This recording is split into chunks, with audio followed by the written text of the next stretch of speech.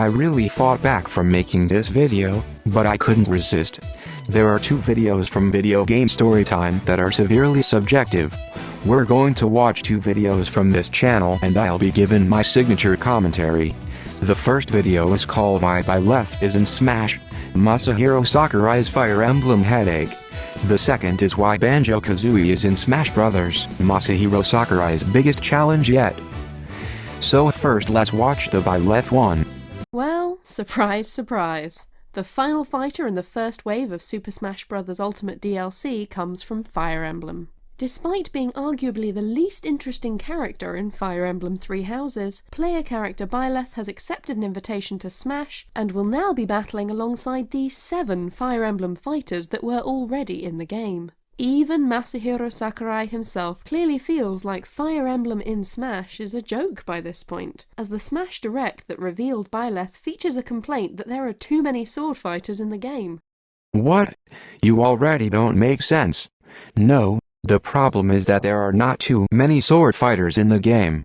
There are many sword fighters out there that people would be happy to have in Smash Brothers like Dante, Ryuhei Yunusa, and yes, even Sora. Where gave you the impression that that was the issue with Byleth?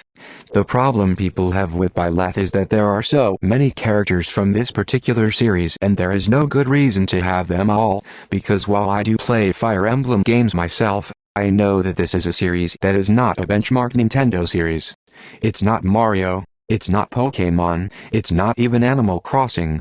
There are good reasons why we have several characters from those franchises. And whenever we see a new Fire Emblem character, we know it's because Sakurai and his massive ego wants to shove the game that the characters associated with down our throats. What good does that do? I honestly want to see their defense in this, so I'll look forward to it. Why then, with so many Fire Emblem characters in Smash Bros. Already, has yet another been added to the mix? Well, some characters get added to Smash because they'd be fun inclusions, and some get added for the sake of Nintendo cross-promotion. Okay, so, Nintendo is roughly estimated to be around $85 billion. Why does their company depend on marketing this one game to a fan base that owns another game? As I said, they have roughly $85 billion. Is their own marketing of the game not enough? Did they not market this game enough? Because that's enough marketing they needed to market Animal Crossing New Horizons, or Splatoon 2, or ARMS, or any other non-Mario Zelda Pokemon title. What does this game in particular mean so much to Nintendo brass, much so that they have to go out of their way to put the character in Smash Bros. As a desperate attempt to make more sales off the game?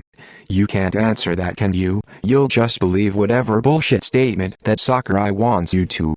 Speaking about Fire Emblem characters in Smash Bros., Masahiro Sakurai once said, "Industry trends around the time when development begins is a pretty big factor. I started development on Smash for 3DS/Wii U right after I'd wrapped up Kid Icarus Uprising, and Fire Emblem Awakening was released 1 month after Uprising.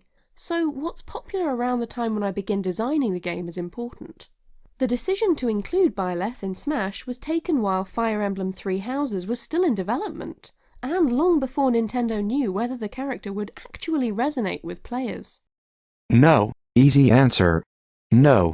Byleth does not resonate with many Smash Bros. Players. The only fans that resonate with a character like Byleth are only one that play both Smash Bros. And Fire Emblem.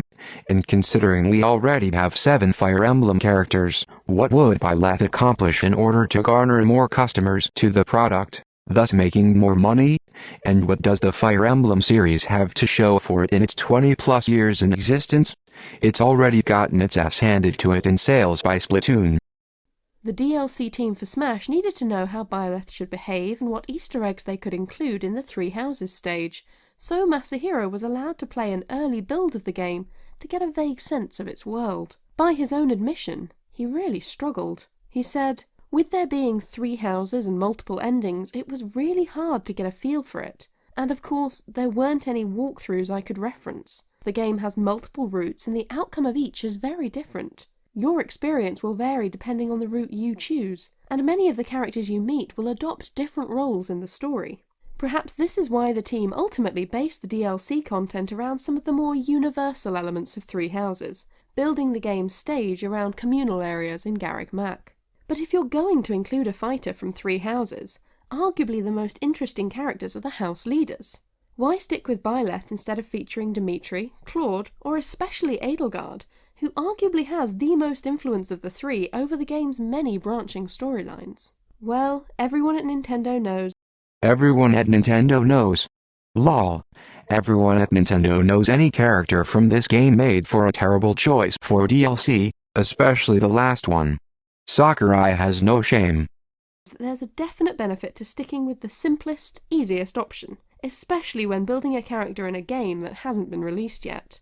Masahiro has been burned in the past by assuming that a Fire Emblem game's plot and characters will remain static throughout development. Byleth was by far the safest choice for a game that wasn't yet complete when the team started making plans. All the way back when working on the original Super Smash Bros. For Nintendo 64, Masahiro had desperately wanted to include one of his favourite Fire Emblem characters. His favorite? Which one is his favorite? All of them. They are all his favorite. Marth. He thought, interestingly enough, that there weren't enough sword fighters in this first version of Smash. Clearly, he's been overcompensating ever since. The argument isn't about how many sword fighters are in the game. It's about Sakurai choosing characters that he knows people do not want, but he includes them anyway. Unfortunately, much of the first Smash Bros. Was thrown together at the last minute, and the 4 secret fighters were built primarily out of reused model parts, so there was no time to put Marth into the game. When he started work on Super Smash Bros. Melee, Masahiro decided right from the start that he wanted to include Marth no matter what. Then, during meetings with Nintendo higher-ups, it was decided that Roy should appear in the game as well. Fire Emblem: The Binding Blade was in development at the time, and the heads at Nintendo wanted Melee to reference this game. Nearly 20 years and 6 characters later, he's still trying to peddle this series to us like some desperate snake oil salesman. But this time this was Nintendo's idea for some reason, like you're trying to lead us to believe. So, having been given instruction to include Roy in Melee, Masahiro talked with the developers at Intelligent Systems who were making The Binding Blade. They gave him a description of who Roy was going to be, and Masahiro used this as the basis for this character in Smash. Then, much to Masahiro's frustration, plans for Roy changed. He said, "When I first heard a description of Roy's character, I felt he was a bit more energetic, had a bit more strength inside of him. So, in comparison to Marth, whose sword is stronger at the tip, I made Roy's sword stronger near the hilt, which I felt made them feel very different. But I played Binding Blade, and he's really not like that at all. In terms of personality, he's mostly the same as Marth. But in Melee, Roy is expressed as a very strong character because that's how I envisioned him during the development phase. I just want to make it clear his representation in Melee is not because I didn't understand his character." Speaking about this many years after the fact, Masahiro said, "I wasn't that angry, but he clearly wasn't very impressed." Perhaps problems like this are why, when asked to include Fire Emblem 3 Houses in Smash, Masahiro and his team decided to avoid any element of the game's story or characters that might shift in development. Plus, nobody wants spoilers to creep in by accident. You wouldn't have to worry about spoilers if few people care about Fire Emblem to begin with. Speaking about the selection of DLC fighters, Masahiro stated back in November of 2018, "This time the selection was made entirely by Nintendo. I decide if we can create a fighter based on their selection, then come up with the plan." Because whenever Sakurai says it, it's true. Like, come on. He knew that fans would be outraged like last time if he chose another Fire Emblem character to sell to us as DLC. It happened with Corbin, aka, last Tuesday. Yes, he's now trash, because Sakurai doesn't know what the term evergreen means. But anyway, Sakurai knew people weren't going to like Corin, but he wanted to include him anyway. So he makes shit up so that fewer people would lash out at him. Nobody at Nintendo ever came forward to confirm this statement by Sakurai, and Reggie even said that Sakurai was responsible for the DLC characters, so either Sakurai is a despicable liar like he's always has been known for, or Nintendo completely shit the bed here, which is a complete 180 for how they chose Nintendo characters for Mario Kart 8 Deluxe. Because in Mario Kart 8 Deluxe we don't have Fire Emblem characters as a means to try to sell us the second game. We have Zelda, Splatoon, and Animal Crossing characters, because those series already sold tons of copies, and so those fans of those games can buy Mario Kart. Shouldn't the same apply to Smash Brothers? Shouldn't we be selecting characters that lead to more Switch sales and Smash Brothers sales? Not this ass-backwards logic instead? So, from the sounds of it, Nintendo decided that Smash really needed a fighter from Fire Emblem Three Houses, and Masahiro's team at Sora Limited decided on the safest, broadest possible choice that would make development as uncomplicated as possible. Sometimes that's just how game development goes. They can't all be left-field surprises like Joker. At least 6 more characters are still on the horizon. I learned nothing from this video. Now for the Banjo one. They're here at last. Banjo and Kazooie, held hostage by Microsoft for years. So these loyal Banjo-Kazooie fans collectively refused to support the last game the series ever had, and now they're complaining that they've been held hostage by Microsoft. Have freaking mercy. Are finally free to appear in Smash Bros. While not quite as unexpected as other characters added last week to Super Smash Bros., such as everyone's second favourite Undertale character Sans, Banjo and Kazooie represent a mending of bridges between 2 major gaming icons, Nintendo and Rare. So how exactly did this partnership come about?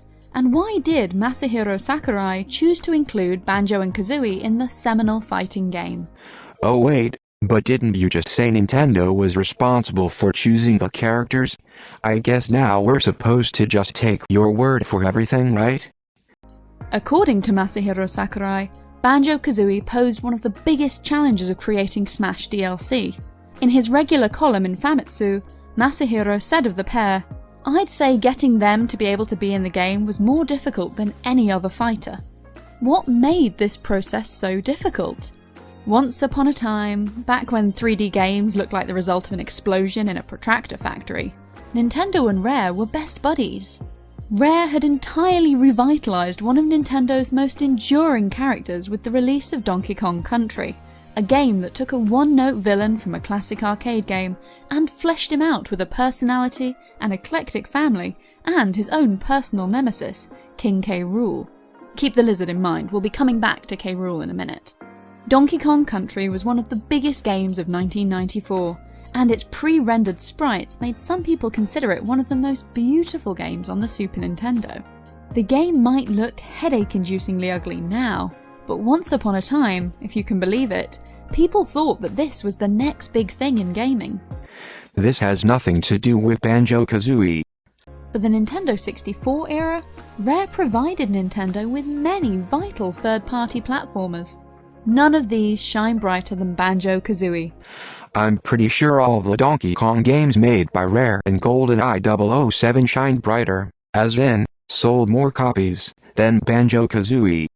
Which, unlike Donkey Kong 64, was a wholly original world, and also unlike Donkey Kong 64, wasn't an absolute chore to play. In 2002 though, Rare's friendship with Nintendo broke down entirely as the studio was purchased by Microsoft. Suddenly, Banjo-Kazooie, along with other games such as Conker's Bad Fur Day and Perfect Dark, jumped over to the Xbox. This move meant for some confusion even within Microsoft over who actually owned the characters from Rare's games. According to Chris Seavor, here's a true story. When Rare was first bought by MS, a group of execs came on a tour. One of them noticed the Donkey Kong posters everywhere and said, "Hey, that's great! We own Donkey Kong, right?" This has nothing to do with Banjo-Kazooie in Smash Brothers. What was the name of your video again? The History of Rare? The executives had to be quickly corrected. No, Microsoft didn't own Donkey Kong. This was a frankly baffling conclusion to jump to from simply seeing a poster on a wall. Nevertheless, the buyout did mean that Banjo, who had made his debut alongside Nintendo characters in Diddy Kong Racing, could no longer appear in games on consoles such as the GameCube and the Wii. At least, not for a while. Eventually, you convinced Nintendo to include Banjo-Kazooie in Super Smash Bros. Bull. Shit. Fans wanted the character, that I can't deny at all, but it can all go back to Sakurai's sheer incompetence for thinking this is a character that was going to do anything for the Smash Bros. Product. Less than 7 million copies, owned a competitor. What could possibly go wrong? This E3 or whenever this year, you better hope they don't announce a new Banjo-Kazooie game for Xbox Series X, because Banjo-Kazooie in Smash Bros. Is what would cause it. Yes, you! If you requested Banjo, or if you've discussed him online or shared any memes featuring the character in Smash Bros., you've helped this become reality. According to Masahiro, this was another fighter that I received a lot of requests for, mostly from overseas. That being said, King K. Rool and Ridley were pretty fervently requested too. As I continue to grant these requests, I can only see a future where there's even more of them. Yup, you heard that correctly. Masahiro Sakurai has stated that Banjo-Kazooie are in Smash because Western fans demanded it. So what the hell is it? Is it because of the fans, or because of Sakurai? Either way, this contradicts your claim about how Nintendo chose the DLC characters. You have no idea what you're talking about, and even though you might think there are countless fans that wanted this character, you'd be ever so lucky to get as much as 1% of the Smash Bros. Consumer base to want this character. If you're only making a DLC character just for the small amount of people that requested said character, how much money are you actually making? Because Banjo-Kazooie is not bringing in any new fans to this product whatsoever. Those super fans on Twitter are only going to chip in $6 each. That is not the point of guest characters, at least not the case with any other fighting game developer. He also said that he personally grants these requests, and that more are coming in the future. Sounds like there's hope for Waluigi yet. Fan requests alone would not have been enough to make this partnership happen, were it not for Microsoft being willing to play ball. Yeah, because what could Microsoft possibly lose by doing this? Nintendo's the one that's actually at risk, and it's their own fucking product. Why would they give Sakurai such dangerous control? Over recent months and years, the owners of the Xbox, perhaps noting that games like Cuphead aren't exactly system sellers, have begun publishing games on the Nintendo Switch. Microsoft's Phil Spencer sounds very pleased with their efforts in this regard. Obviously, we're one of the biggest third-party publishers on Switch, so we have great relationships with their third-party team. And you've seen the ambition they've had with every character that's ever been in Smash, and even more. So it was just kind of part of the partnership relationship we have with them. Masahiro echoed these words in his own column. Speaking of Microsoft, it originated as a rival to Nintendo. With that said, however, there's no sense in throwing salt at former business enemies. Bearing all of that in mind, they willingly loaned us the rights to the character for this game, and Rare's employees were received with open arms. You said how this was, quote, Sakurai's biggest challenge yet, but here you said it was very easy. Which is it? It was easy. You know why? Because Microsoft knows how this helps them. It gives them publicity, Nintendo pays them for it. They know how many fans they can bring over to their own products. It puts the ball in their court and it gives them the momentum. Nintendo allowed Sakurai to fall right into their trap. It's a Trojan horse. You just don't see it yet. Thanks to that cooperation, we were able to help a lot of fans' dreams come true. With such a tight working relationship between Microsoft and Nintendo, and such a strong fan demand for the inclusion of Banjo-Kazooie, a partnership that once seemed impossible was actually incredibly simple. According to Phil Spencer, existing channels made this very easy, at least on his end. Said Phil, the how is actually not that interesting. There wasn't anything kind of CEO to CEO that had to happen. Phil might be understating the interest of this topic. For fans, the idea that this agreement was reached so smoothly is absolutely fascinating. And it does beg the question as to what might be coming next. Here's what's coming next. For 18 years and 3 generations, we've designed Xbox consoles to power your dreams. We see a future where you're instantly absorbed in your games, where worlds are even more lifelike, immersive, responsive, and surprising. Where you are at the center of your gaming experience. Next holiday, Xbox Series X will lead us into the future of console gaming. Our fastest, most powerful Xbox will set a new bar for performance, speed, compatibility. Developers around the globe are already hard at work building games for Xbox Series X. Our 15 Xbox game studios are developing the largest and most creatively diverse lineup of exclusive games in our history. Tonight, I'm proud to reveal a project early in development from an incredibly talented, creative team who are no strangers to the Game Awards. What you're about to see was all captured in-engine as being built to take full advantage of Xbox Series X. We can only hope that other Xbox exclusive characters can be included in Smash Brothers. Characters like a car from Forza Motorsports? Time Travel Iceman? We'll keep thinking. In the meantime, it's wonderful to see two gaming giants treating each other less like rivals and more like fellow developers. According to Masahiro, these are my own thoughts, but things like fighting over differences between consoles and systems don't really matter. It's not worth worrying about. If a game is good, I'm going to respect it no matter what system it's released for. A lot of other developers probably feel the same way. Having characters included in Smash Brothers is something that takes a lot of effort and support from a whole host of people, and it's something that transcends profit or loss. The job I have is incredibly unique, and I do my best to create things that even please fans of the source material. It seems clear that whatever's coming next for Super Smash Bros., and for the Nintendo Switch in general, games companies across the industry are willing to work together to put customers first. Then you would get more and more adventurous. And you would make further and further out gambles as to what you would dream. And finally, you would dream where you are now.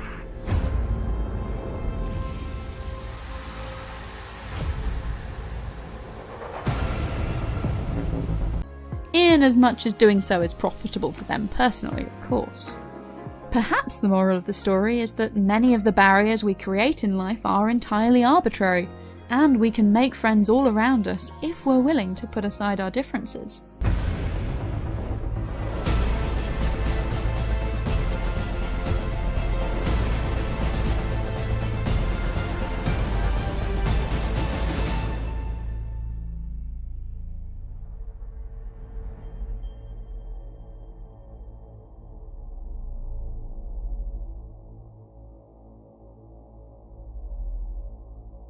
Yeah, enjoy that new Xbox.